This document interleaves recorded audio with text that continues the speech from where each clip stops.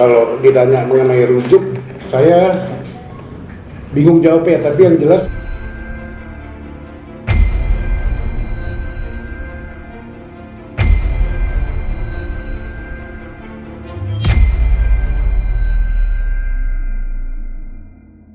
setelah sidang medis yang pertama kemarin gitu bang. kalau ditanya mengenai rujuk, saya bingung jawabnya, tapi yang jelas kalau sampai belum ada putusan pengadilan, itu masih sangat memungkinkan untuk rujuk kembali. Kemarin cuman pada saat mediasi, hasil mediasinya mereka sepakat untuk menjalankan sidang itu tetap jalan, berarti kan gagal mediasinya. Tapi tidak menutup kemungkinan selama sidang ini pun ya kalau memang mau rujuk masih boleh, masih dimungkinkan lah. Bang, kalau abang melihat dari kedua belah pihak ini, kalau seyogyanya dalam berhubungan saat ini seperti apa sih Pak? Apakah memang sudah nggak pernah ngobrol, nggak pernah ketemu, intensitas ketemunya udah makin jarang gitu? Oh, kalau mengenai hubungannya masih bagus sih, ngobrol masih ngobrol, ketemu masih ketemu. Cuman memang setahun terakhir ini udah pisah ya, udah pisah, udah nggak bareng lah, udah nggak satu kamar bareng. Pisah rumah lah, kita anggap pisah rumah. Mungkin hanya karena faktor anak aja bang yang bikin mereka masih berbicara atau gimana bang? Ya memang hubungannya bagus aja sih. Jadi bukan seperti banyak kan orang bercerai yang karena berantem. Kalau ini memang nggak ada baik-baik lah. Makanya ada kesepakatan kita ajuin permohonan. Bang, tapi emang benar katanya itu sudah ada maaf ya cekcok itu setahun yang lalu gitu. Betul, ya dari setahun yang lalu udah mulai cekcok. Cekcoknya dalam hal apa nih? Maaf, apa karena ada orang ketiga kah atau apa nih? Kalau cekcoknya mengenai orang ketiga nggak ada ya. Dari pihak si Natasha nggak ada, dari pihak si lakinya juga nggak ada kan. Berarti dalam hal apa tuh bang cekcok, boleh sedikit? Mungkin prinsip kali ya, yang lebih prinsip, sangat prinsip lah. Spesifiknya Pak? Saya nggak bisa ngomong di sini kalau spesifik prinsipnya. Beda pendapat dalam hal misalnya keuangan, dalam hal pekerjaan atau gimana sih bang? Enggak, kalau masalah keuangan dan pekerjaan enggak lah. Ada satu prinsip ada beberapa prinsip lah yang mereka sering cekcok kadang kecil, kadang besar gitu aja. Yang paling puncak itu yang apa tuh bang? Dalam hal apa tuh? Nggak bisa saya ngomong kalau itu. Masalah puncaknya nggak jelas. Bang, ada. Tapi awal setahun yang lalu lah puncaknya. Puncak setahun lalu, persis tahun lalu. Bang, ada statement menarik dari Natasha Rizky, katanya jangan tuduh Desta itu punya hubungan dengan GG itu bang. Ya. Artinya masih membela nama kehormatan suaminya bang. Gimana tuh bang? Memang kalau menurut saya yang saya dapat cerita dari Natasha pun memang itu tidak ada. Mungkin ada yang mengaitkan kali ya. Sebenarnya sih nggak ada kan, kalau kita bilang GG, nama anaknya kan GG. Gitu.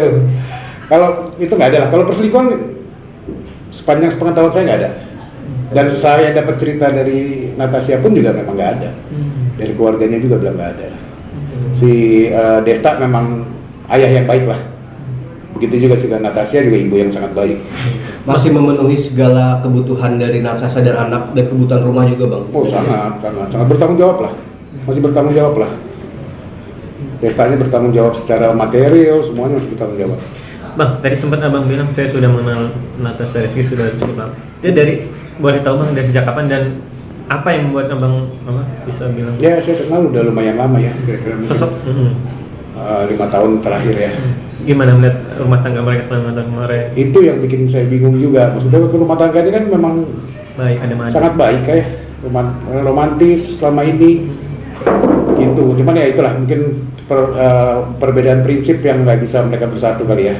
Melihat sosok Natasha Rizky, gimana abang selama 5 tahun yang mengenal? Sangat baik lah, sangat baik lah. Ibu yang baik, ngurus anak, semuanya lah. Tidak neko-neko apa netizen bilang? Enggak, jauh lah. Kalau maksudnya Natasha nakal lah, maksudnya neko-neko enggak, sangat tidak. Bang, melihat penampilan seorang Natasha Rizky yang memang sangat religius banget, artinya beredar kabar juga bang ya, karena Natasha ini seorang religius, tapi pihak yang satu tuh enggak gitu bang. Mohon maaf deh bang, klarifikasi aja. Karena faktor itu benar gak sih bang? Enggak gitu. Enggak, kalau itu enggak. Kalau itu enggak. Itu kan masalah pribadi ke atas ya, masing-masing. Kita juga nggak berani nanya ya, tapi kalau setahu saya sih enggak lah. Bukan masalah itu. Kalau saya juga pernah lihat ada artikel itu. Beberapa kali kan Desta dan Natasha kan diundang di podcast ada 3 dia, Najwa ada yang dia ada di yang lain pokoknya ada. Itu ada sempat cekcok dalam hal pekerjaan yang katanya kalau Desta itu deket cewek itu bukan masalah gini tapi emang buat gimmick doang. Tapi Natasha membantah emang dari hal kecil itu atau gimana sih bang cekcok?